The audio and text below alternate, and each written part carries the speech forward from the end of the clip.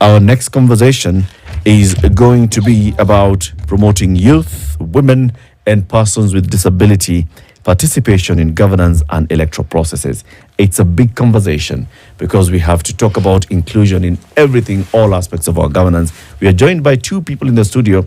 Purity Jebor is an advocate for gender justice and youth rights, and DanPaul Andegah is a civil education educator at URAIA. Good morning, DanPaul and Purity. Good morning. Good morning. Welcome to Kenya's biggest conversation. Thank you. Thank We you. call those the hot seats of the situation. How does it feel, Purity? Relax, chilled. Very good. Yeah. That's always the idea. Make yourself comfortable, sit back, relax, enjoy the flight for the next 50 minutes or so. Okay? Yes. Now, I know you've already had your breakfast because you're already here, but next time you're thinking about lunch, think about burgers and think about beef burgers and think Ken Beef by Ken Chick. Right? So you know Ken Chick? Yeah. Ken Chick have been here for long, many years, decades. And now Ken Chick have also now introduced a new line of beef, Ken Beef by Ken Chick. What do they have? No? Sausages, burger patties, Mm-hmm. minced meat itself, boerewors. I like the way Eric says mutura said. Mutura. There you go. And, a host of all other things. It's all made from this, going around and collecting from different farmers, mostly in Laikipia. So they've said, you know what, the same quality that we apply to chicken, we're going to take that and we're going to apply it to beef because, Kenyans love meat, and so let's do the same thing with these products and actually get this fantastic product out into the market. So breakfast, lunch and dinner, whatever it is that you're looking for, Ken Beef by Ken Chick has the answer. Choice ni moja, taste ni noma. Sana. Sana. Okay. City is going to welcome you with the day's proverb. Every week, as you know, City goes to one African country. He brings us proverbs from that country. One proverb per day. So every day, there's a new proverb. Today's proverb, City? From the Republic of Zambia. You have to look after wealth, but knowledge looks after you. You have to look after wealth, but knowledge looks after you. DanPaul, what do you think this proverb is telling us? True. I mean, Prophet Hosea for those who believe in the Bible says, his people are perishing for lack of something. Knowledge. So it's true. Yeah. Knowledge. Yeah. Knowledge is important. Yeah. Wealth is important, but knowledge is important. Knowledge is critical. Knowledge Okay. is critical. Purity, what's your interpretation? I think knowledge will make you relevant and be sustainable as you live. But wealth, as we all know, we say wealth is vanity, so it might disappear at any moment, at any time, but knowledge will keep you going. That's very true. City, it's your verdict? They have put it well. Hosea 4:6, as he puts it, says exactly that. What I find interesting, though, is that people understand the concept, but how often do we put this concept into practice? Because we understand it, and we can explain, and we can give detailed explanations and examples, but how often do we actually put it into practice? And if you look at our nation, do you think that we have a nation of people who pursue knowledge, or do we have a nation of people who pursue wealth? I think we have no knowledge of what knowledge means. Yeah. It starts from there. What is knowledge? Do we have a universal understanding of knowledge? That's another philosophical conversation that you will take us through another day, City. First, let's get to understand what is URAIA. Tunajua raia ni citizen. URAIA ni ucitizen. It's good kufikiria hivyo. It's good to imagine URAIA ni citizen. But URAIA, first of all, URAIA Trust is a non-state actor, a national civic education platform. URAIA Trust has been around for quite a while, and mainly to give education about rights and responsibilities to the common mwananchi. And they have done that pretty well. Every time there is an issue on governance, an issue on participation, URAIA has been on the forefront to give information, relevant information, using the Constitution to the members of the public. And so URAIA has several programs. URAIA runs a program on civic education. So yes, you are educated about your rights, and so what? So it has another program on civic engagement, so that the rights, now that you have rights, so how do you engage using those rights? And finally, also URAIA has a program on gender mainstreaming. What do we do with our gender? You know, so it is key. But for purposes of today, we imagine that why have we failed in the two? We have the knowledge, we want to practice that effectively, but why don't we do that? So the U2, you know, the respect, the you are because I am, that part is lacking. And because it is lacking, the conversation today is to engage further. What is it we can do? And more specifically, using the SIG, you know, the special interest groups. What is it that is missing? Where is the missing link in the performance or effective participation of this group in governance? Yes. So when you talk about now inclusion of these particular groups, in many ways we call them vulnerable, marginalized, right? Yeah. Is it looking at youth, women, persons with disability, and their participation in governance, and particularly in electoral processes? Every time in the election cycle, we look at, okay, so how many women are there? In the last election, for example, Purity, you remember that the IEBC had to send political parties back and tell them, look, your list of nominees, not just for nomination to appointment after the election, but nomination in the election has got to have to show the inclusion. Are we making strides? Have we made any strides that can be commendable? Yeah, I'm at 50%. Because immediately after the elections, what really happened? We need an audit report from the political parties to mention the strategies that they are now putting in place to ensure that this scenario does not repeat itself, but also for the registrar of political parties to have an accountability mechanism to continue fast-tracking and working with the political parties. Because what DanPaul has said about gender mainstreaming in electoral processes, it has to be very intentional, because many other times when you speak about gender, people say that you're talking about wanawake. Who said gender is about wanawake? Gender is about how you've been structured, how you've been socialized to live with people or even within a community. And so you'll find the same characters or the social norms that you left your village with is what you're bringing into the political party scenario. But if your community had this designed place for women and youth, that is the same culture that we will see in the political parties. So actually what we see in the political parties is about our social structure, how again we have been nurtured. So I think we need an audit report post the election that we need to see how far this is. The second bit is the fast tracking in terms of the legal frameworks. We now have a conversation around the 2/3 gender bill. And that is a formula that is going to be very instrumental, not just for the political parties, but to also ensure all the government institutions are also adhering to that formula. And I think this will really hit hard the political parties, because now they have to adhere to that.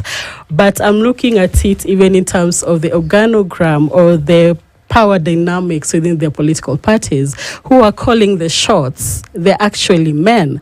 So if this 2/3 gender rule is going to be applied, how are we going to see that context looking like? So there is some progress that Kenya is making, but we need to be more intentional moving forward. When we look at the electoral process, what are we talking about here? Are we talking about the activity of voting? Are we talking about the civic education around the process? Are we talking about involvement in the process, putting myself up for candidacy, for example? Or are we talking about an all-encompassing activity of all of these things? What are we talking about? It's holistic. Everything that you said, it's actually involved at different stages of the electoral process. Right. So where I think DanPaul will come in handy around the civic education. But me as Purity, if I want to vote, that is also part of the electoral process. Yeah. I have to know when the the party primaries are being held. And it is not just before election. We just had 2 months ago, UDA was doing their party primaries. How many women were aware of these, or how many youth actually did take part in this process? So that we place ourselves at a strategic position. We don't come into the party primaries in 2026, but we come in as early as the leadership elections is actually happening. But the actual voting is also part of the involvement that we also we are supposed also to take part during the electioneering cycle. Okay, can I call you Don P as well? It just okay. If you have that. So this is the thing. I think that's great what Purity has just said, that it's not just when an election is coming up, but in my mind, there has to be a constant immersion in the whole process so that folks are understanding what's going on. So even if you're on the other side of leadership, that you're involved in a process, whether it's public participation that just came to an end concerning the finance bill, whether it's public participation when it involves county budgets, whether it's public participation or even civic education and knowledge and learning about, so what does a member of a county assembly do? What does a member of parliament do? What does a senator do? What does a member of parliament do? What does, a governor do? Citizen-led governance, I think, is huge. But the question is, what are some of the activities then that would activate? Because unfortunately, we're in a place whereby political parties will involve women, they will involve youth, they will involve persons living with disabilities to fill a quota, not necessarily because they understand the importance of an all-rounded representation. So what's being done to make sure that it is beyond a, what is that thing they call box-ticking, checkbox exercise? So, okay, first of all, I want Kenyans to understand that the Constitution of Kenya 2010 is very clear. And when you look at the article number 1 of this Constitution, it talks about sovereignty of power. The sovereign power belonging to the people of Kenya. And I actually don't like using the people of Kenya.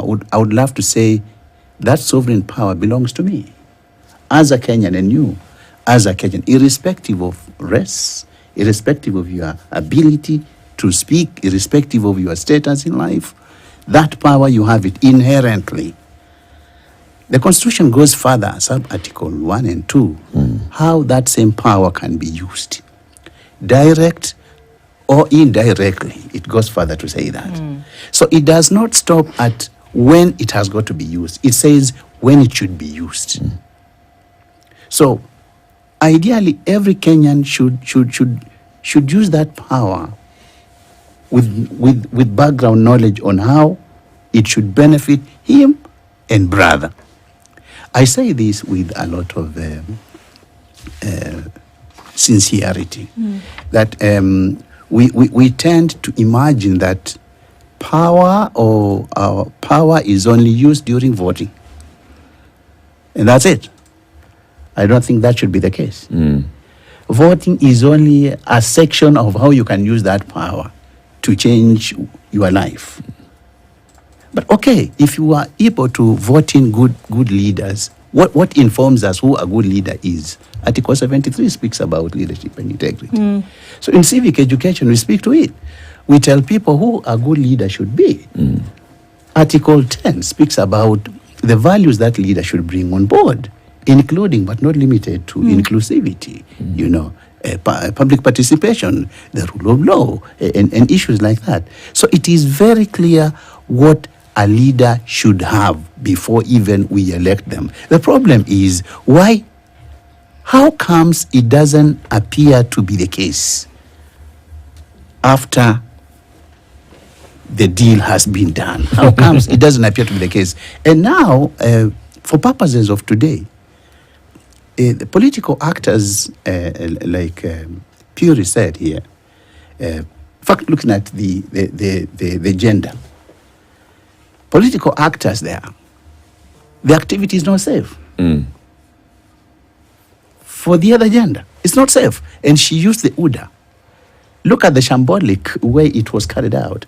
I mean, I'm aware, and you all are aware, that the activity has been called off or something, suspended, for lack of a better statement. Whatever that happened in Nairobi was suspended. Assuming that actors like the PWDs, the youth, and the women were also contestants in this, it gives you a scenario how it played. Okay. So for me, as a civic educator and an engager of issues on governance, the things that we do is first to give rights, to teach about rights, and help the members of the public to know how to engage, and not only engaging, but engaging meaningfully. Yeah. Because I think we engage, but we don't engage meaningfully. When talking about the budget, what contributions have we done as the fourth estate, for example, to inform the changes in the budget, in the finance bill? Because it affects us. It affects all spectrum of the society. It affects not only the politicians, it affects actually everybody. But I think what we try not doing is speaking out our voice, and not only speaking our voice, but our voice needs to be heard. But it can only be heard when you have factors, when you have evidence-based. I did an analysis the other day on basic education in the county of Nairobi. And I tell you, if I were to share with you data on basic education in this estimate, it would worry you, notwithstanding whether you have a child in school now or not. So the point I'm trying to say is Kenyans have rights, but time has come when those rights must be now taken forward. And that's what URAIA is saying. Let's begin to engage, and engage meaningfully. That's where the proverb comes in. Yes. You need knowledge. A knowledgeable population then engages meaningfully. Let's take a break at 8:30. Today we are talking about promoting youth, women, persons with disability in participation in governance and electoral processes. We are joined by DanPaul Andegah. He's a civic educator at URAIA Trust, and Purity Jebor, an advocate for gender justice and youthful rights. We'll be back shortly. Tell them about Gigi that comes live on the 17th of June. So you've heard of Showmax? There's a group of girls, right? There's a group of 4. The leader is called Jules, and the name of the program is Gigi. And it goes through the intrigues of this group of girls who are trying to make life work. All right, not glorifying crime in any way, but that's the route that they've chosen to go. And so this new show, which premieres on the 17th, is looking at how they get through life. And they've chosen a life of crime, and it's going through the intrigues of the different things that they've had to do to make life work, and the different things that they've gotten themselves involved in to make life happen. It's very interesting. And you can find this and other great entertainment on Showmax for as little as 300 shillings a month. You download the app, or you log on to the website, you register, you can download and watch later. It's entertainment on the go, all in HD. Shika Showmax. This is the Situation Room, the only way to start your day. You know that feeling? Disabilities participation in governance and electoral processes. DanPaul Andegah from URAIA Trust, and Purity Jebor, who's an advocate for gender justice and youth rights. Purity, you talked about like the political party structure, and you feel, yes, the current conversation about the gender bill is putting the responsibility on political parties to ensure that there is proper and wider participation of all gender in the political party. But then we look at the leadership of those parties. What I heard you saying is the ownership of those parties, right? Because we look at it in leadership, is UDA has its owner, ODM has its owner, Jubilee has its owner, Wiper has its owner, NAC Kenya has its own. That's how we look at it. But it should be the other way around. It should be that the owners of that party are the members of the party. And if the members of the party are actually the owners of that party, then the issue of gender would not really be a big issue, would it be? Yeah, because when you look at the comparison between soccer management and political parties, you see clubs are being managed by the stakeholders, and that is why they are excelling.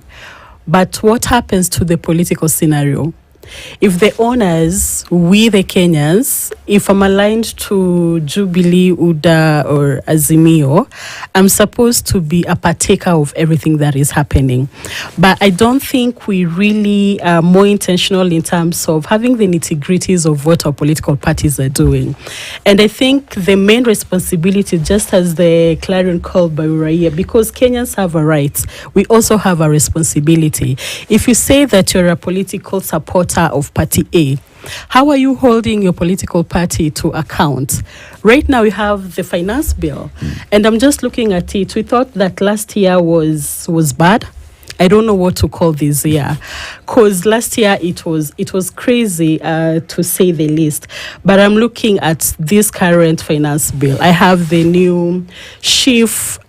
I have the new housing levy that I have to pay.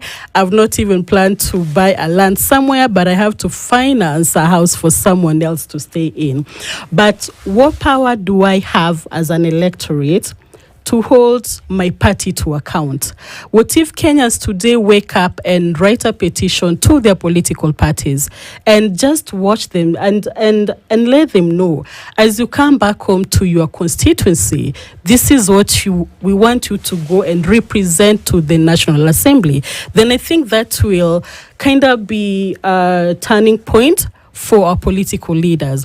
But the place of young women to speak where again I belong, looking at the recent election, I don't know if we all know that only 1% of young women were elected.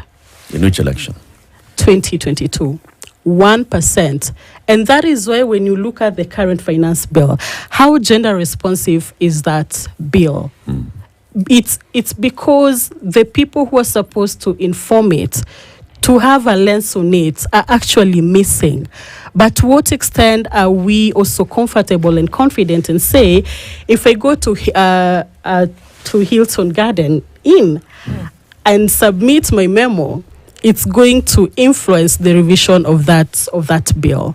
So I think we have so much power, but the place of apathy is also what is killing us, because we've reached a point where what we saw last year, we did memos, but the final finance acts, we did not see any changes. It was actually even made worse for us. May I ask, are we actually in today's, I mean, just like what Tariq is saying, if everybody owns the party, we know, I mean, it's not a mystery. We know that political parties in this jurisdiction are crafted around an individual. If I have a particular agenda, and that agenda being voted into government, I will form a political party today. It doesn't start with ideology. So my question is, do we still, when we're looking at representation or education around the political process, knowing full well how a lot of these parties have been founded, should we still go to these parties for them to entrench these things that we are looking for? When we know full well that that is not what they've been established on. It's like banking on a cow to lay an egg. It's not going to happen. So should we still go back to them? Or is there not another thing that URAIA, and when we're talking about the people, you and me then, should be involved in? We have to go back, and I think when we put more pressure, we saw yesterday Coca-Cola gave their ultimatum. We saw a lot of big companies giving their ultimatums into the finance bill. And that is the pressure that you can still use into the political parties. But they have been founded on something totally different from this thing that you're talking about. people get into a political party, they coalesce around an individual and not an idea. But then we're still going back to them and asking them to do something that they were not founded to do.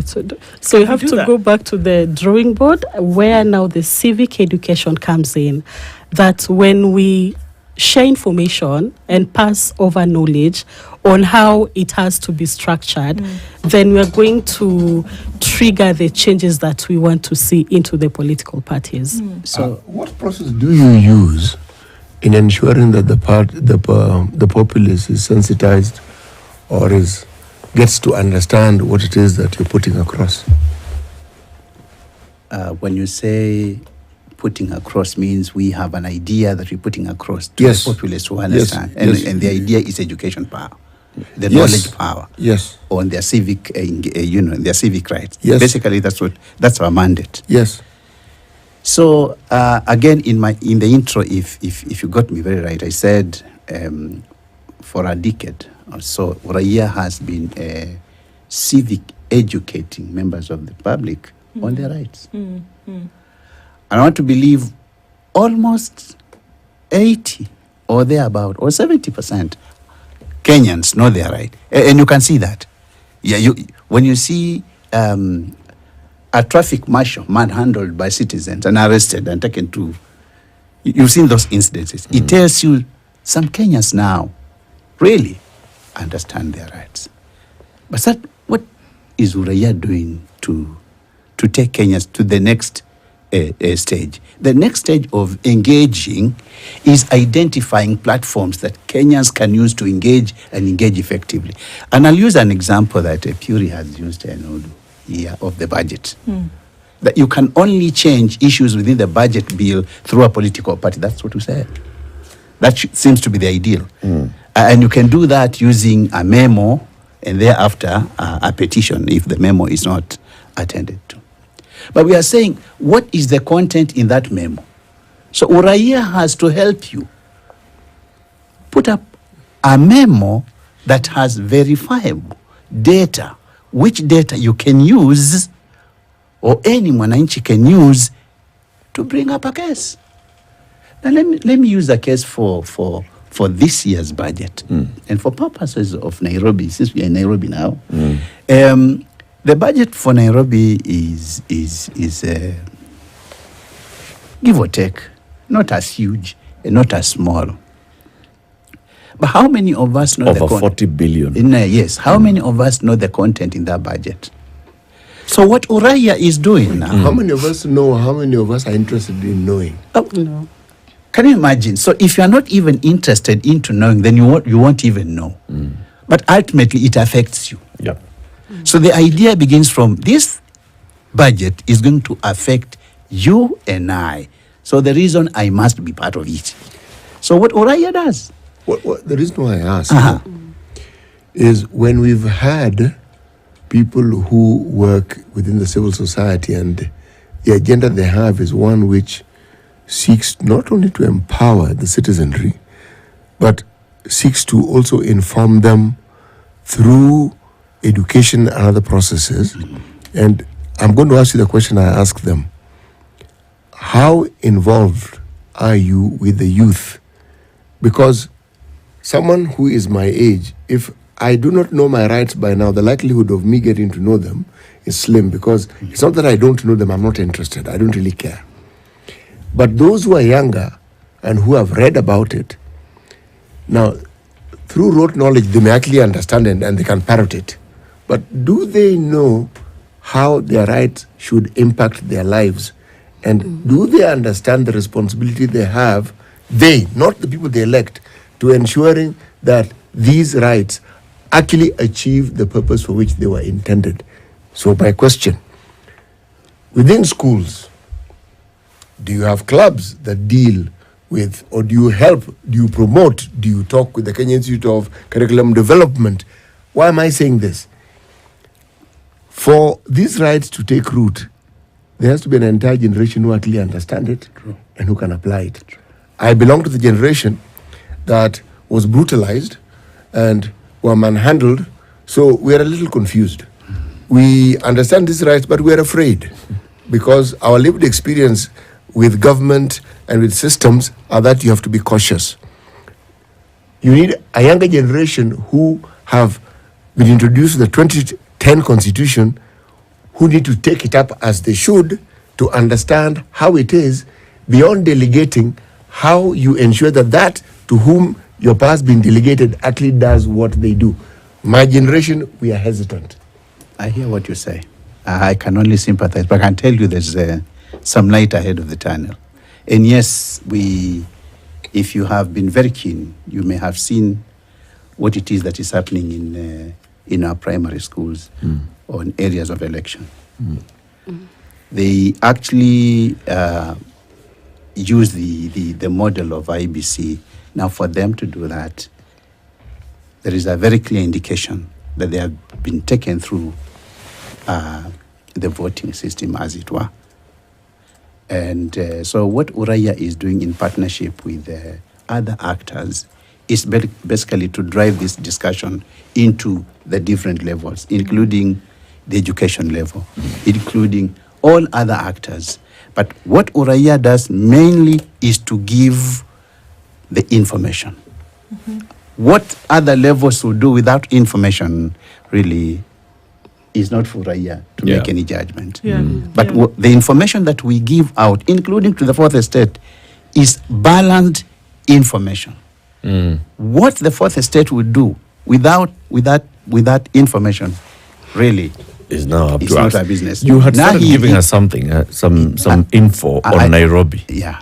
Yeah. I wanted to speak to, he says, the youth, mainly the youth.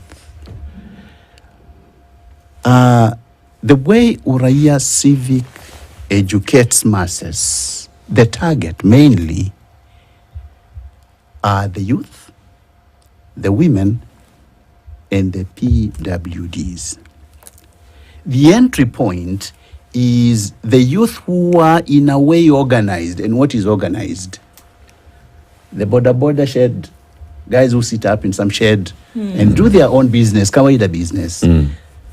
That's the entry point. The local mwananchi, the mama mbogas who sit in Kangemi or Marikiti, that group, that organized, that is the entry point. And once we every time we have done this, we tell you that the future belongs to the youth. And they would want to see a better future. And we are glad now we are having discussion. We didn't have discussion those days, the Lancaster House conferences. We didn't have that discussion. It was imposed. Now there's a platform for engagement. And I'm happy to say we can see success stories among the youth. At least the current parliament, you know the number of youth who have been elected. The question is as to whether they have brought on board the change we are looking out for is neither here nor there, It's and work in URAIA cannot be the judge. Only Kenyans can be the judge. Yeah. Now, speaking to the budget, again, I tell participants that for you to understand a budget, go to a sector, because budget has very many actors at sectorial levels. So for you to understand intently any budget, go at sector level. Now the budget for Nairobi, if I were to do a budget analysis for Nairobi and just pick out one sector, and I'm so interested among others who are marginalized, the children. And because Schedule 4 speaks about a role of the county government in ECD, I would want to interrogate, for example, the number of schools that have ECD classrooms vis-a-vis the number of enrollments of the children as a 2024 year.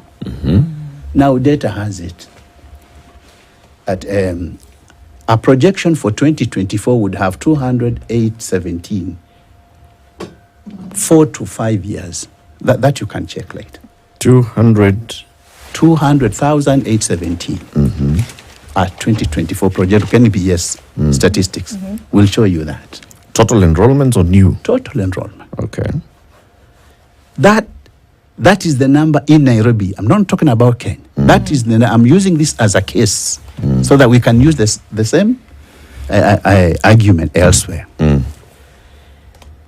The 200,817, 4 to 5 years, both boys and girls, are supposed to be enrolled in ECD classrooms. Data has it that Nairobi, this data is from the CIDP 2023-2027, talks about 223 ECD centers. I didn't say classrooms. I said a center. So meaning one center would be Moi Primary. That's a center. It doesn't speak about how many classrooms there are inside of that center that cater for ECD. So that is gap number one. So what did I do? I signed an ATI. ATI is basically an access to justice, access to information tool, which is provided for by law. I said, Director Education, kindly share with me the number of ECD centers that you have in Nairobi, because I want to try to apportion these 200,817 into some units. Until today, I don't have a reply. So what does the law say? 2 weeks later, I'm supposed to petition. And that I can tell you, I will do it. As an individual, you can do the same. So that is number one on enrollment. Assuming we were to look at the number of teachers in Nairobi for ECD alone, in the CIDP 2023 to 2027, it speaks about 1,037 or so teachers. Now, when you apply the ratio of teacher-student as per the policy for basic education, it speaks to 1 to 25. You can do the mathematics. I failed mathematics miserably. So you can do the mathematics and answer. So what does URAIA do? URAIA gives you the in thing. This is what you need to consume. As to whether you are consuming it. So the most endangered part of this, the most vulnerable, the CIG, you can imagine. In that classification, we have the most needy. Yeah. This, children who are in difficult circumstances. In that same data. And who have not been taken care of completely. So this budget is good, but it is only good for them that imagine that it is good. So URAIA will keep on speaking to data. How can we use data to change?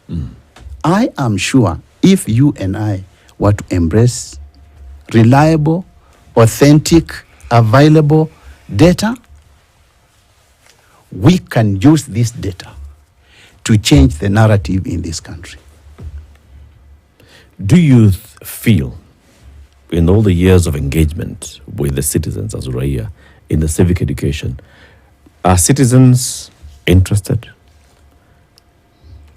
in the granular information, or are we interested in uchaguzi kolini, tunachagua nani? Eric, I can tell you for free. Citizens are interested like yesterday. But there are hurdles to effective, meaningful participation.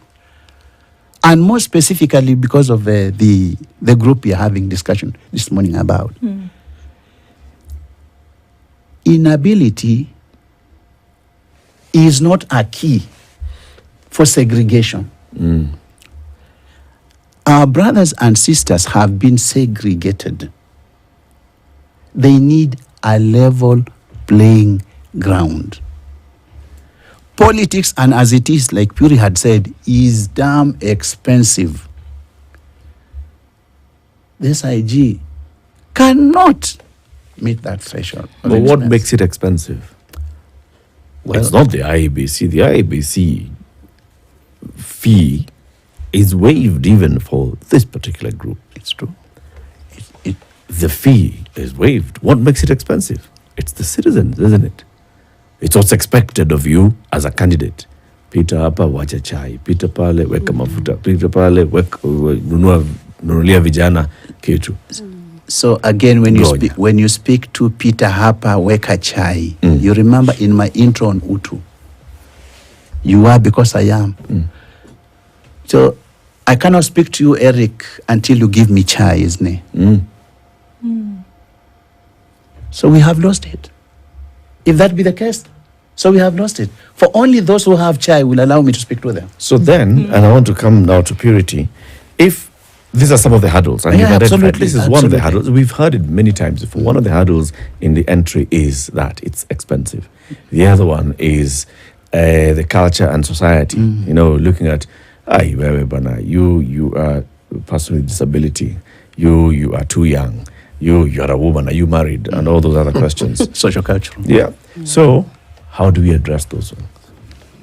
Yeah, so just back to the basics on sharing information and creating awareness that is targeted.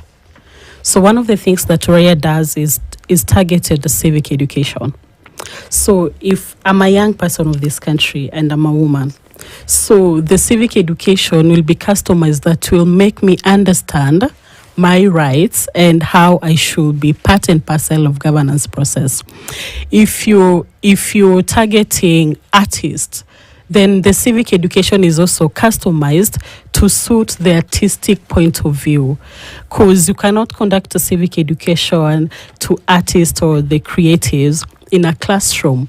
You also need to be creative and be in their moment. If it is poems you need to write, if it is songs that you need to compose, if it is kits that again you need to come up with that will make sense to them. Another element is the digital era of Kenya today. Young people, we are more interested into catchy and quick information. So what URAIA does, it is to simplify that civic education, so that the budget a document makes sense to me through the infographics, coming up with the popular version, but doing it up to the basic unit of ensuring that even the civic educators are people around that community that are more familiar to the language, the norms of that particular place, that civic educator is also well appreciated. But interesting thing is, from last year there was an engagement of URAIA Trust in now shaping the next generation of young children of this country, and they did partner with the music festivals where the teachers were trained on Utu, but also sponsor specific categories of that competition. So if you'll be able to attend the music festival this year, there will be a theme on Utu where it is the young children who are taking part in it. And you've answered Ziti's question. How do you engage with the young citizens? Yes. Thank you very much for joining us. DanPaul Andegah is a civic educator with URAIA, and Purity Jebor is advocate for gender, justice, and truth rights. This is the beginning of a series of conversations that we'll be having with URAIA every Thursday, looking at various aspects of civic education and awareness, promoting youth, women, and persons with disability and governance matters. 9 a.m. news time.